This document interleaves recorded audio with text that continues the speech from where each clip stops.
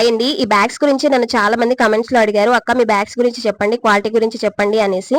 ఈ బ్యాగ్స్ గురించి క్వాలిటీ విషయానికి వస్తే కనుక క్వాలిటీ చాలా బాగుంటుందండి. నెంబర్ 1 క్వాలిటీలో ఉంటాయి అనమాట. ఈ బ్యాగ్ వచ్చేసి నేను చాలా రఫ్ అండ్ టఫ్ గా యూజ్ చేస్తాను. ఏ ఊరు వెళ్ళినా సరే ఈ బ్యాగ్ లోనే మా పాప ప్రొడక్ట్స్ అన్ని పెట్టుకుంటానండి.